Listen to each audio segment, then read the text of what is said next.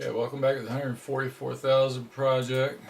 We're on Rev 9 video and we were in Romans chapter 9, so we kind of buzzed through the stuff here, but we didn't really go through and look up all the verses necessarily, but all these are new quotes that we haven't looked at before, so that's kind of interesting. We're this far along and we get to Romans, and recall we already started out mentioning that these people he was talking to were the chosen, set apart for his purpose, that were predestinated, and predestinated, means they're in prophecy. So he's talking about chosen people who are in prophecy, and of course they're, about the whole thing is about Jews for Christ versus Jews against Christ, but as you will see, it says Gentiles. Okay, so let's just bear this out, what this really means, because we've gotten down to,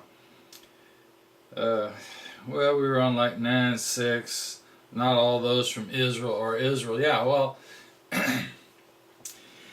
one way that people have looked at that, and I didn't really make a distinction, but excuse me. A lot of people think, well, okay, so they're, in other words, maybe they're not Israelites, not all that are in Israel, because there were some Edomite priests, because Herod took over and he was in control, killed some of the Sanhedrin and replaced them with Edomite priests, which is why you see it mentions Herodians. So apparently, yes, they're Israelites, because you recall when Stephen, they stood up, they addressed them as Israelites, and the Senate and the judges and all that were Israelites. So, okay, so they could have been a mix, but the point is, they address them as Israelites, but then the Israelites go to the Herodians in one point and conspire with the Herodians. So obviously we know that Herod was above, in other words, the Israelites and their judges and their senate or council or whatever term your Bible uses, and then the Herod and his children, Archelaus and so forth, they were all above that, the next level up. So they were actually in control over the Sanhedrin, over the Israelite people, and then you had the Romans above that in control of all of it, because so it was kind of, you got to keep those things in mind. Of course, all your pastors, they can kind of tell you about that. So I didn't really explain that. We got 9:6, and it said, not all those from Israel. Well, the other point of that could be, as we've been looking at these verses, is that the Jews against Christ are not counted as Israel. If he takes them out of the book of life, well, you can look at it that way as well.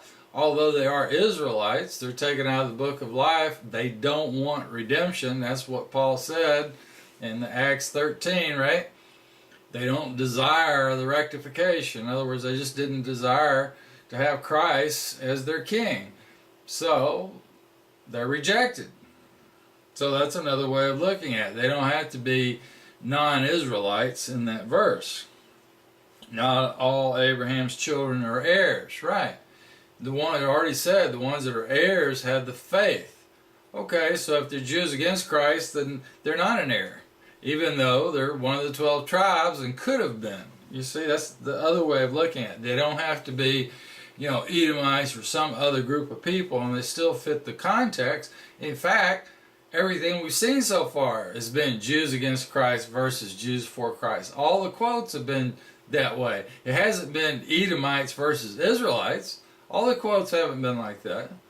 The quotes have been Jews against Christ that are killing the Jews for Christ, in a sense, or working against them, stealing, and they're the ones doing all the evil. Okay, so people are going with the side that makes the most money, but I'm just saying that's just another way of looking at it, because when it talks about children of faith, and really that's the heir is the ones that believe on Christ. So it really can be still be talking about Israelites here, not non-Israelites. It's just another thing you got to think about. I know typically people look at that as they're from outside Israel somehow, Edom or others, or a mixed race, but it doesn't have to be that at all. It's just that they don't accept Christ and they don't want Christ to rule over them, and we've already seen those verses, so that's the other context. I'm just saying. You know, even though he makes it racial, and he's talking in these quotes really about, you know, the heir, Christ. Okay, that's. But when it talks about children of the faith, those are heirs as well. So there's two contexts. One context of heir is Christ, and then it talks about an inheritance and all that. So Christ inherits the 12 tribes. The 12 tribes inherit Christ, but only the ones that accept Christ. Once you start looking at these Jews against Christ, which were in the leadership positions and tried to and killed Christ, they were against him and the apostles, then those are out of the book of life, and you can't count those. They have no faith in Christ, they're not counted. Okay? They're just not going to be there. Now, he does get in here, especially, and the point I was trying to make is in verse 13 about chosen Jacob and rejected Esau. Okay, there's another context there, because Esau was his brother. So, yeah, he was from Abraham's, and you got Ishmaelite, and you got all the children from Keturah and all that, so you can look at that as well. And there was a lot of offspring, if you look at all that, plus Edomites. So, wow, if you look at all that, there's quite a few. Only a small amount of the ones from Abraham were actually considered to be 12 tribes, if you want to look at it that way. Most of them probably weren't. Most of his offspring. So that's another way of looking at it.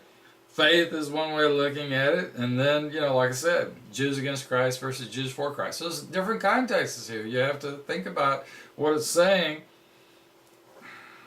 Alright, let's not dwell, but 9:7 then was Genesis 21. So he said, but from Isaac shall your heir be called. And people look at that as meaning the posterity would come through Isaac. That's true, but it's also talking about the heir as Christ would have to come through Isaac, see? So the heir that's really talking about there, that's 21, we can look at 21:12. Of course, you just look on my Abrahamic covenant chart where I already went through all this. I got, I don't know, 3 or 4 videos on it, I forget. That's because I go through all this in detail, and that's better than trying to go through it here a few verses at a time and try to make your point.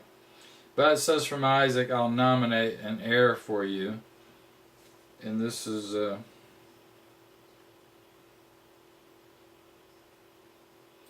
also goes to Hebrews as well, besides Romans. Oh, okay, so I put, yeah, cross-reference Galatians, yeah. And I included Pharez, well, I mentioned Pharez Judah, but there's Zerah Judah as well. And see, so there's a whole other group of people no one even talks about, and they're just from the line of Judah. So you got Pharez and Zerah Judah. No one talks about Zerah, as if he doesn't exist, even though he's mentioned in the New Testament. So, and also from the son of your second wife I will found a great nation, for he is your heir. So, I mean, wow. So that's talking about Ishmael. Alright, so, you know, you've got different things here you got to think about. But, so what was his point he's trying to make?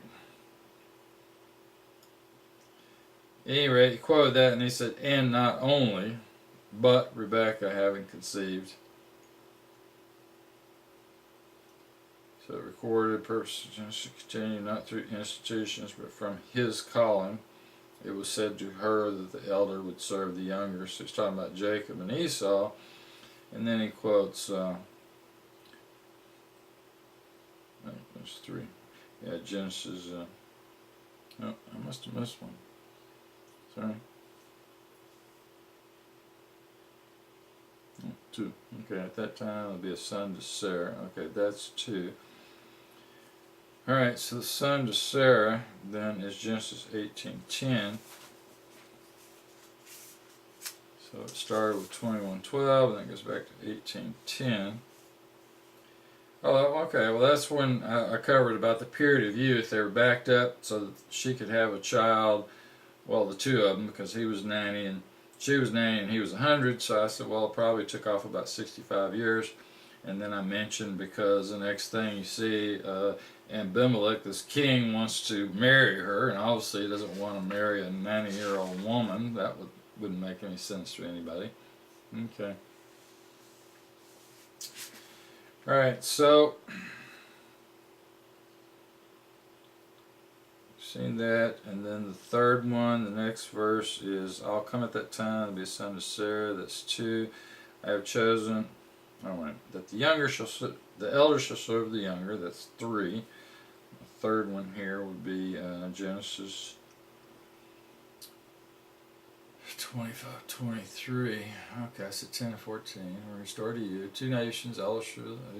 Alright, and we know that whole story and how that came about, but the fact is, it's a prophecy. I mean, you know, it's the potter over the clay idea. In other words, Esau was first. He should have had the birthright, but in fact, I would say Christ, chose Jacob to be the one and made it all happen, and then his mother, of course, helped him. But I'm just saying, I think it was all Christ's idea that it would work out that way, potter over the clay in a sense, and just made it turn out in that fashion. That's what I would say. All right, so Malachi in 9:13. Same idea. Jacob's chosen, or his posterity. Esau's rejected, which became the Edomites, people of God's anger. Yeah, well, why would he be angry with Esau? Because, he was supposed to know not to go and marry, Hittites and Hivites and all that, so. Alright. That's Malachi 1, 2, and 3. I don't think there's anything there to see that we don't already know, but let's hopefully we'll look at it. Okay, so right at the beginning, I loved you, says ever living, but you asked, and what have you loved us? Was not Esau brother to Jacob? Yeah, I befriended. Okay. I befriended Jacob and disliked Esau. So he made it work out, because Esau just didn't follow his law. So, I mean, he could have done it something else to make it work out for Esau, but he didn't. He chose Jacob, just like Esau, and made it work out so that Esau gave up his birthright and handed everything over to Jacob. So, however, and then of course Edom says, we're broken, but we will return. But then in verse 4 it says, there'll be people of the Lord's anger forever. So, in other words, God's going to make sure that it won't rebuild. He says, you may build, but I will throw down. In other words, it's not going to be, no matter what they do, it's going to be the people of the Lord's anger regardless. Okay.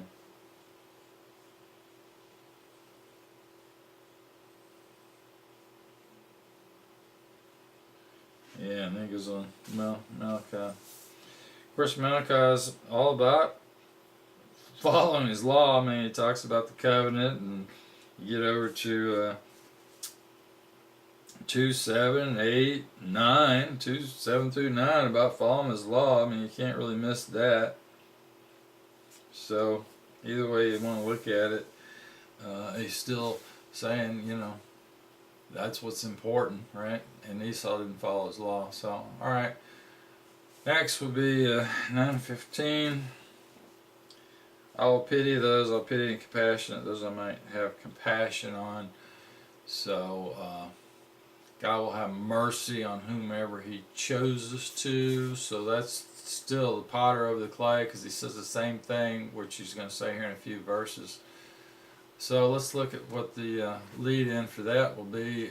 And then while we're at it, since we're in Exodus and he mentions about the Pharaoh there, thus his authority will be proclaimed. So in other words, he worked and hardened heart of the Pharaoh, so the Pharaoh would do the things he did so that he could bless Israel and people would see that he was with Israel and distinguish Israel, in other words. So if you're not part of Israel, he just, just like I say, he just does whatever he wants. So let's look at Exodus 33:19.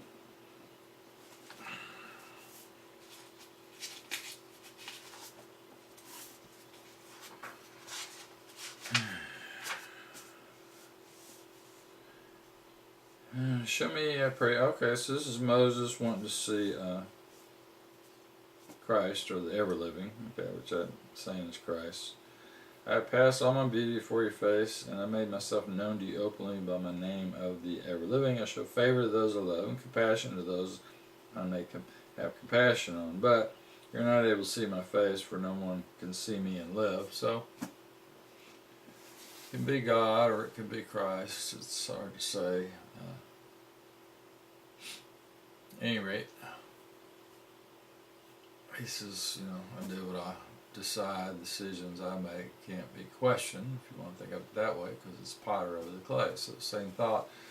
And then Exodus 9:16, 10:2.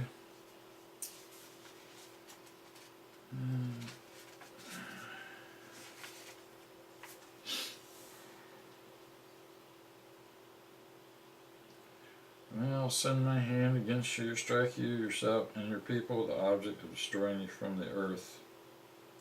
If you oppose yourself to my people to prevent them from going, I will rain very fierce hails, not been in Egypt, and so forth. Yeah, and then the 10:2 was, therefore the everything said to Moses, go to Pharaoh, I'll strike his heart and the heart of his ministers. So it's not just Pharaoh, but even the heart of his ministers, right? With two other evidences, so you record for the ears of your sons and your sons' sons. In other words, for your posterity, how I brought you up from Egypt, and the evidences that I produced, that they may know that I am the ever-living. So he's done it for the benefit of the 12 tribes in that sense, so that they can see that only God could be doing this for them. So all this they've heard from before, in other words, has to be true. Alright, so that was 9:17, and then you go all the way to 9:25. Now, interesting thing about Hosea and then Isaiah, the first two, and then the stumbling block, is that it uses the term Gentiles, but then you go look and there's no mention of Gentiles in any of these four verses. And in fact, it's worse than that, because here again in 18, he pities whom he desires, and whom he wills he stupefies. So same context. That's the idea of what he did with Pharaoh, right? It says, you will then reply to me, why is he still blamed? For who has resisted his will? In other words, we can't do anything except the will of God, because he's the one that makes things happen. So it says, indeed, who are you to criticize God? Should the thing made say to the maker, why have you made me? Is not the potter power over the clay to make from his own clay one article for distinction, another for common use? And he's talking about Jews for Christ versus against. He's enduring a perverse instrument determined on destruction, thus the Jews against Christ, so that he may proclaim the wealth of his approbation upon an instrument of mercy, which he had prepared for approval. So here again, the idea of predestinated. So he's got this predestinated group of people he's preparing for approval, and this is a royal priesthood. In other words, these are only the ones that trust in Christ and follow the message and do the right things. Are only the ones that are approved. The ones that rejected Christ don't fit into this group. That's the distinction between these two groups of Israelites. Okay, they're both, in other words, predestinated, which is what I was pointing out about Jude. When I pointed out in Jude, that's, they were chosen to reject him in that sense. So, but then in 24, and us whom he has called, not only from among the Jews, so from Israelites he's called, but also from among the heathen. So he's talking about the ones he's called to Christ. I will call those that are not my people, and the unbeloved, beloved. And it shall be in the place where it was said to them, you are not my people, they should be called their sons of a living God. Okay, so that's the whole context of what he's saying. There's some that are called, and this is the ones in 23, the ones that are approved and have the mercy and all that, and were predestinated because they were prepared for approval. Alright, well, we already seen the idea of that, predestinated people, on the previous few verses. I mean, starting, in fact, I was looking back here in chapter 8. Chapter 8, yes, 29 is where 30 and all that's where they were predestinated. And we started really over in children of God, heirs, and all that in verse 16, and 8:16 is kind of where we started. So if you just keep all that idea in context, alright, here's what we're talking about. Children of God, expecting the revealing of the sons of God. Sons of God, it mentions twice. Redemption, right? And then those set apart, those that are distinguished, God's chosen, and then remember the conquerors. So all that's in chapter 8. Okay, and then, you know, heirs, when we got into 9, kindred by race, who are Israelites. All right, I don't know what else he's got to say, but now it gets up and he quotes Hosea. Well, he quotes Hosea. Isn't that to make his point about these he's called from among the, mine says heathen, but of course Gentiles, so it says Jews, but also from heathen. So he's calling people from the Gentiles that will be approved by God. I mean, I don't know, you can't make it any other context than that. And then he quotes Hosea to make his point about who is being called, who's approved. You know, Hosea. Alright, I don't see how else you can, there's no other way to look at that. And what are you going to say? So you go to Hosea, and you notice 2:23. You can go over there and read that about those that I have mercy on those who had none, though I said, not my people you are. And she'll reply, you are my God. But, okay, the people it's talking to are the people back here at the beginning of Hosea. So when you look at 1, 9, and 10, there you go. And all of the children of Israel. Okay, were as numerous as the sand of the sea that cannot be measured, yet in the place where it was said of them, you are not my people. Same thing it said over here. So it's the same group of people. And in fact, we've been through that once. Well, let's look over here at Hosea. Actually, I'm sitting on Psalms.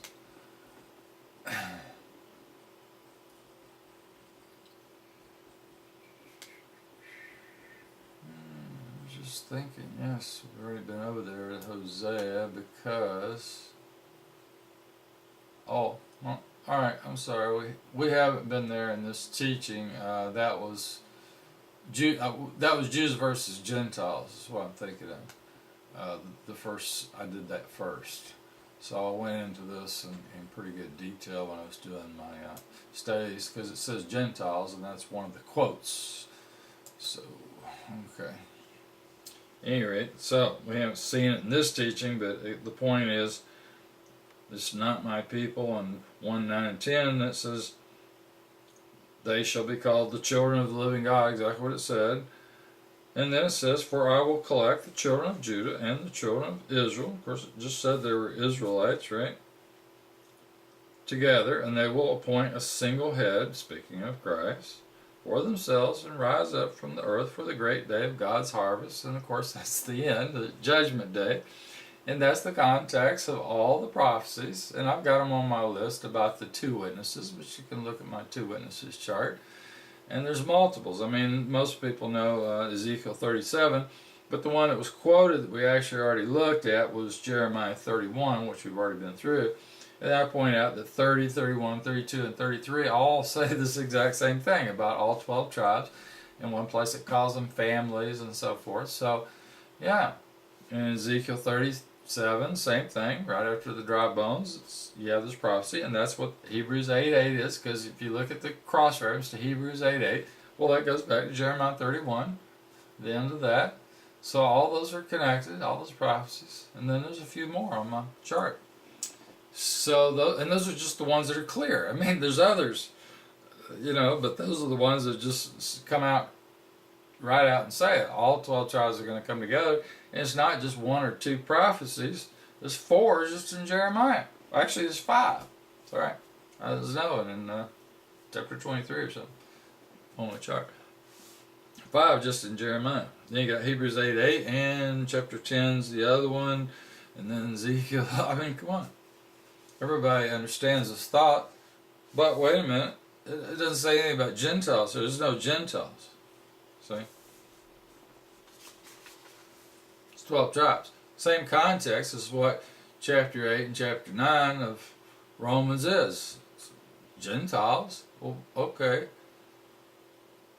Well, maybe that's a fluke. Let's look at the other ones. So if you go on down to 27, then it talks about Isaiah. Okay.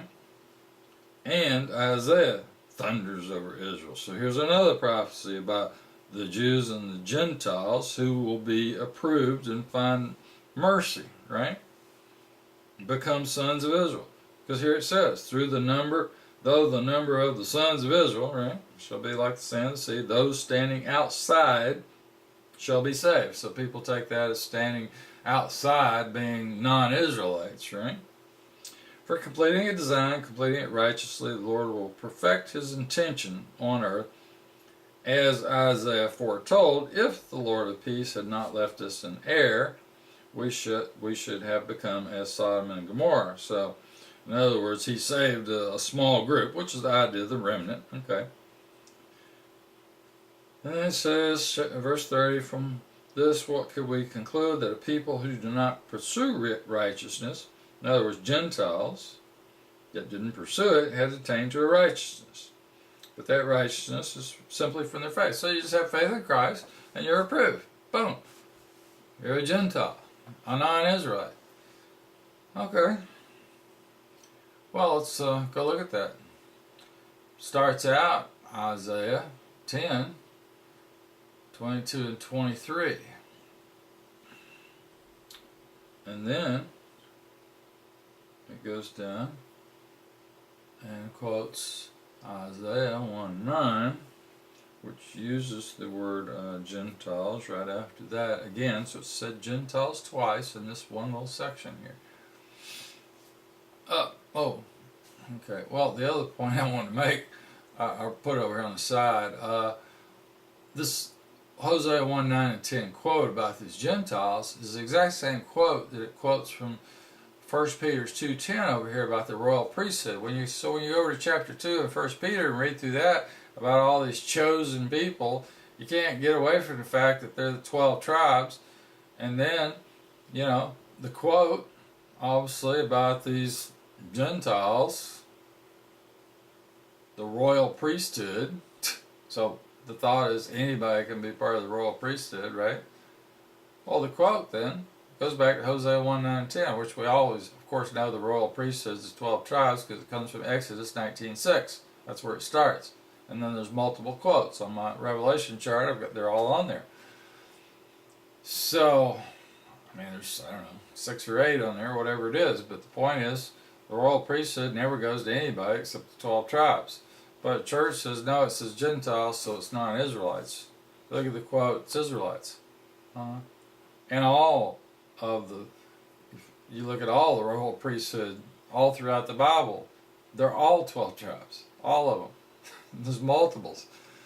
So there are no Gentiles as a royal priesthood, but the church teaches it that way. In Isaiah 10:22, okay. Now, let's see if we've been through Isaiah. Let's just go look at that.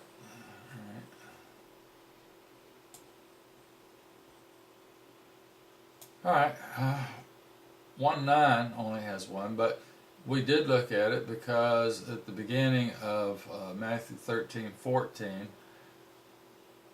and we saw it at the end of Acts. So we were right at the very end of Acts, I mentioned it and I referred back to Matthew 13:14. 13, 14, and 8:10. So let's just glance at that real quick. Matthew 13, 14. Okay. And I just said Jews again, wheat and tares. And the cross reference was Luke 8:10. Alright, 13, 14, and it's in John 12:40 and Acts 28. Okay. Alright, so what I was making in Isaiah 6, 9, and 10 is this Jews against Christ versus Jews for Christ, and then the other quote is 1:9. So if you start at the beginning of Isaiah, well, it starts out talking about house of Israel and house of Judah, and then I've already went through this as right from the beginning. It talks about sons that revolt from him, and then it's judgment on these cities. And I said, well, this is actually in time, and we've been here because, like I said, in Matthew and even some other places, we've already been through all this first part. We've been through, I guess, all the way up to 6, yeah, because we've covered the Jews against Christ versus Jews for Christ. So we've actually covered every bit of this in this first part of Isaiah. And then when you get up to 10:22, well, I think I covered up through 6 for sure. And then we're in chapter 9, okay, and then when you get to 10:22, it's about the fragment of Israel, return to the powerful God. Though Israel, your people, are like sea sands, the rest will return when washed pure and clean. Alright, but doesn't it say Israel? It's a quote about Gentiles, but it says, though Israel, your people will return. Okay.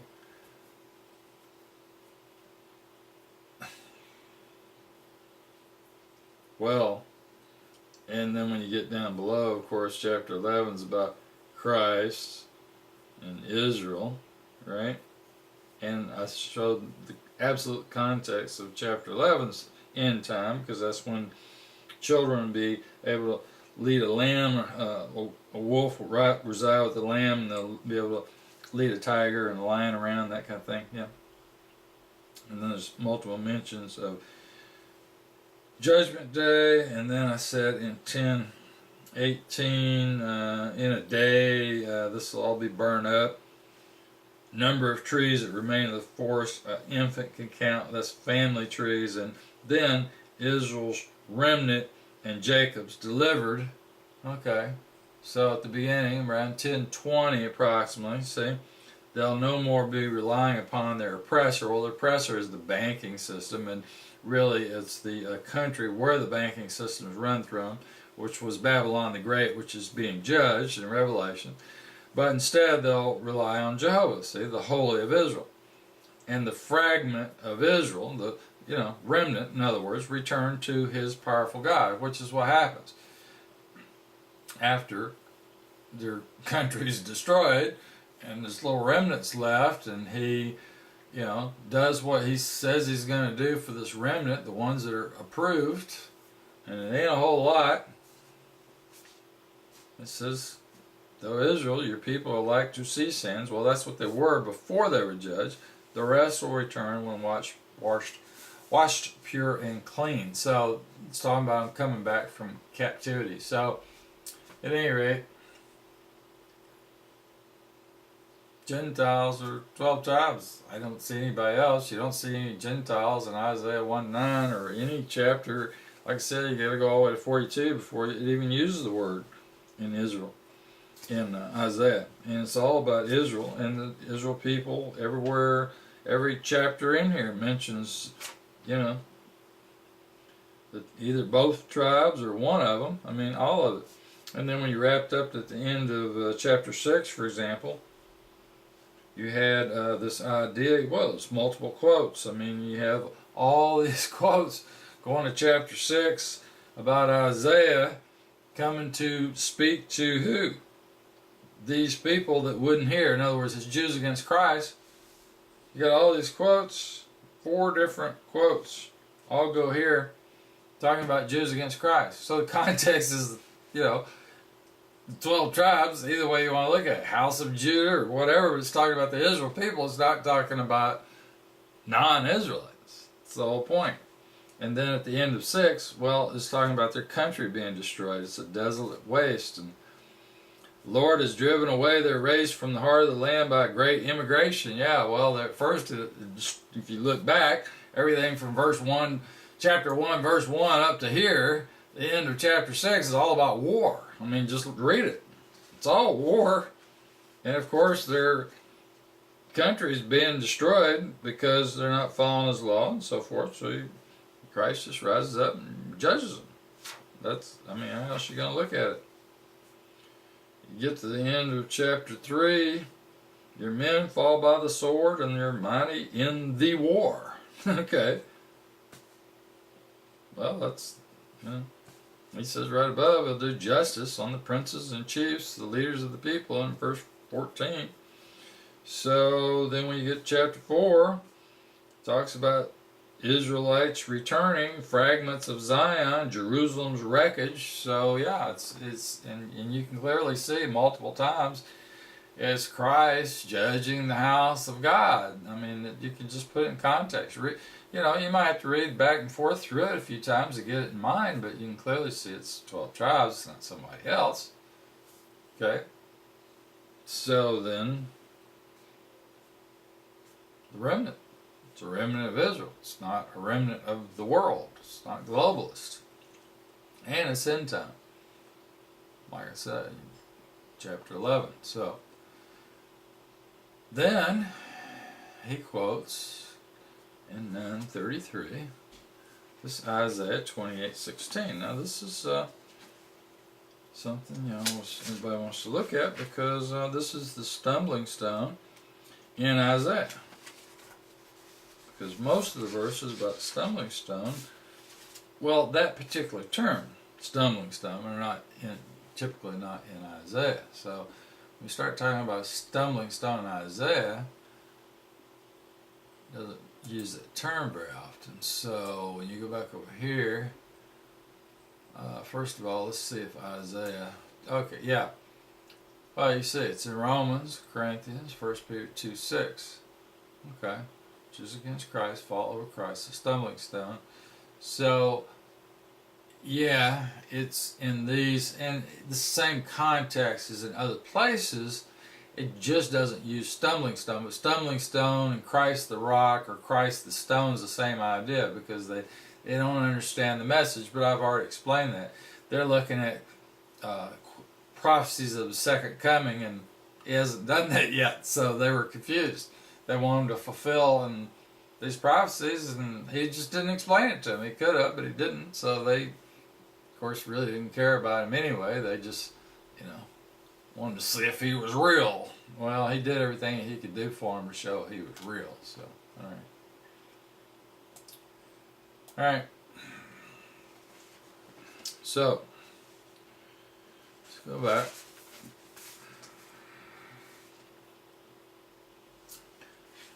So we kind of left off 9, verse 30 in Romans. But Israel pursuing a ritual for righteousness of Christ. So we know that's what they're arguing against the whole time. Following the law, in other words, the leadership of the synagogue. They say, oh, well, we'll just follow his law, and we don't accept this Messiah, because he's not fulfilling the prophecies. And he's got plenty of time. It's not like expect him to do it in one day. You know, I mean, how much, if you're the Son of God, how much time do you need? A few weeks or whatever, or a month or a year, but yeah, they gave him plenty of time to do something. Well, and he did some things, but I mean, mostly just went around teaching, healing people, raised 3 people from the dead. So, I mean, they were ready to go ahead and show us the sign that, you know, you're going to fulfill the prophecy. That's the whole point. Okay. But Israel has not entered into a righteous law, because they sought it not as from faith, but as from rituals. Okay, so the leadership of the rejected Messiah, they stumbled at the stumbling stone, as it's written, and then they quote Isaiah. But, when you look at 10, it says, my heart's desire and entreaty for God regarding them, in other words, the Pharisees that stumbled, is for salvation. For our witness to them that they have a zeal for God, but not an intelligent one. See, so he says they have a zeal for God, but in fact, weren't these the same people that, all banded together and tried to kill Paul and almost succeeded? I mean, it doesn't seem like to me like they have a zeal for God. It seems like what they got a zeal for is their position, their authority, and the money they make. Anyway, and then he goes and quotes some others, which we'll get to. But so the point is, he quotes this Isaiah. I'm on the wrong one, but all right, let's go back over. So he quotes this Isaiah 20:16, and then I say that cross references to 1 Corinthians 14. So let's look at that. Because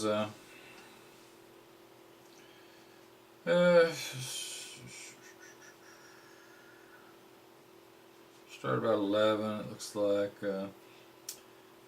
Yes, first with laughing lips and slow moving tongue, to this people he speaks, talking about Christ speaking to them, who said to them, this is the palace of rest, give rest to the weary, for here is, in other words, this is my palace. This is Christ saying this is my palace, palace of rest, right? Prince of Peace and all that, and he would give rest.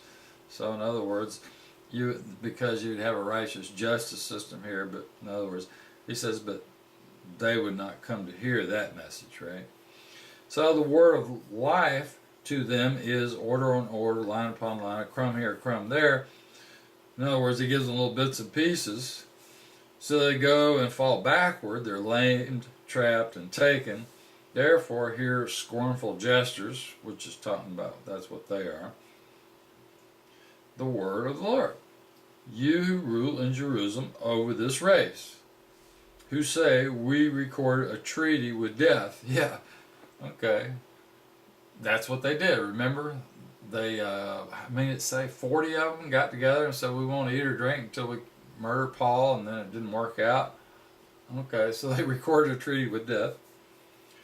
With the pit, made provision for an outbursting flood. If it sweeps out, it comes not to us, but dries up. We are safe, and in cunning can hide. So yeah, we'll trust on our authority and our ability to cover up any of our crimes, right? Because we all work together for a common cause, right? Okay. Therefore says the Master of Life, look on me, I will fix a stone up in Zion, a chosen stone, perfectly set.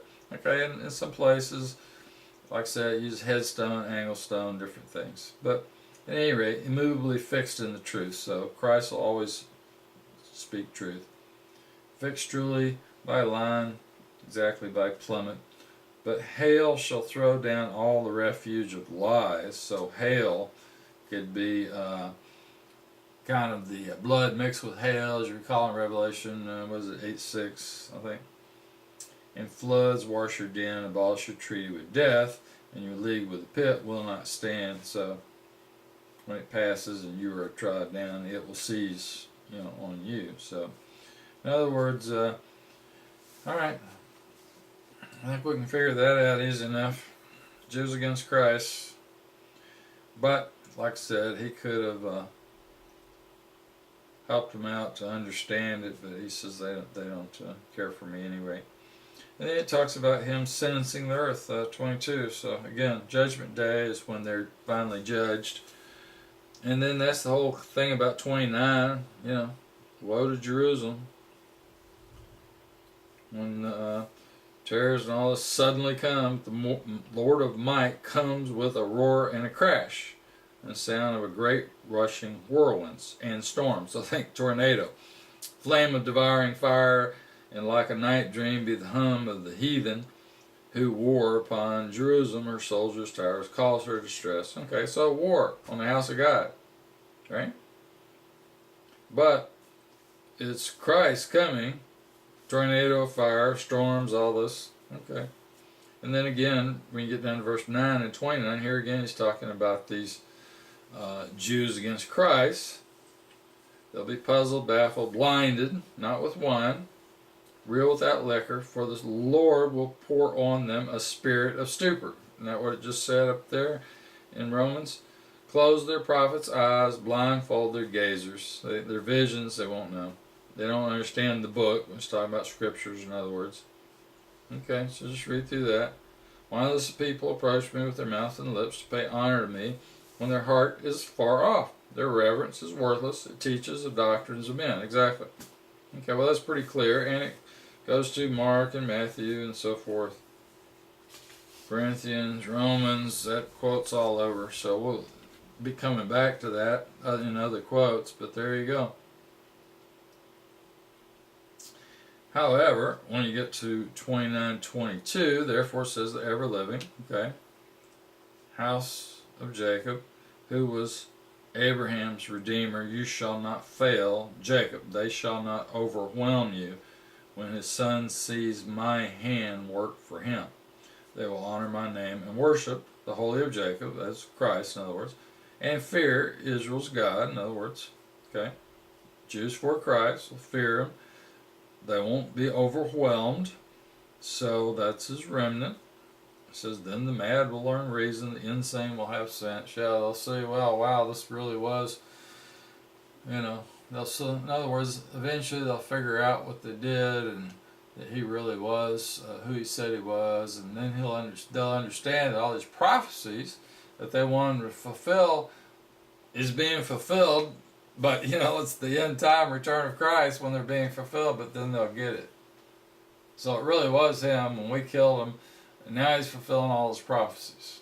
Alright, that's the context. So I don't want to dwell on it, but that's chapter 9 of Romans. 2 mentions of Gentiles, but there's no Gentiles. It's just that you don't have a whole bunch of Israelites left. They've got a remnant plus whatever was left over from the ones that went in captivity. And of course there's plenty that are resurrected, but that's, like I said, you only have so many family trees left. And then it blesses those. They have, each of those men, they have at least 7 wives. Some have more. They have a whole bunch of children. They have twice as much as they had before, which is the other prophecy that I think we've already hit on. So next we'll come back and we'll start with 10:5, because we've looked up everything on that one, covered chapter 9, and good details we need to. So that's where we'll come back. Thanks.